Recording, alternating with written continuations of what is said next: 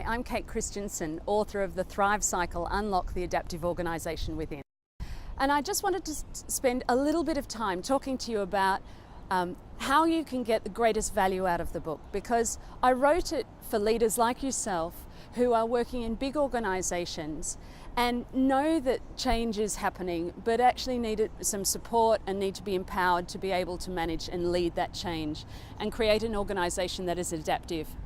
And so the way that the book works, it's been structured into 3 sections, and I think it's worth knowing how those work because it will enable you to get the most out of the precious time that you put in and invest in it.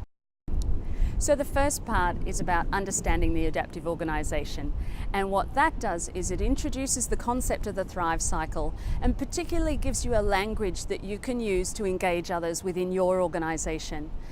You'll do an adaptive audit, which gives you a perspective and a way of measuring adaptiveness, but also you'll also meet the surfers, the swimmers and the splashers and the sinkers.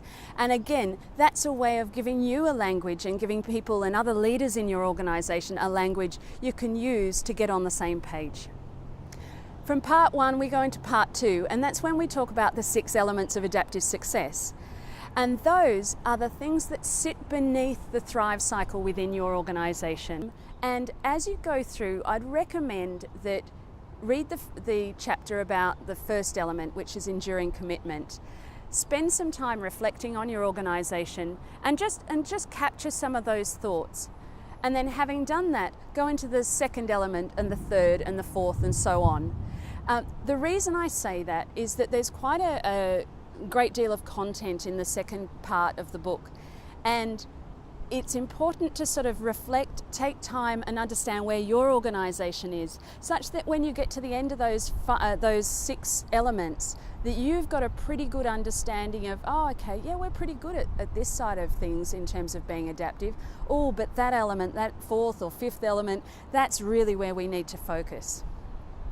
And then we get to part 3, and in part 3 it's really about you. It's about you as a leader, and how do you go about, where do you start leading an adaptive organisation? Where do you go about and how do you go about making that first step?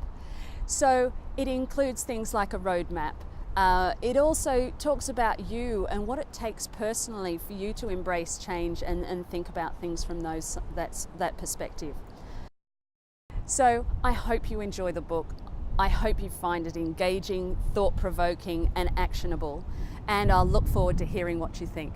Bye for now.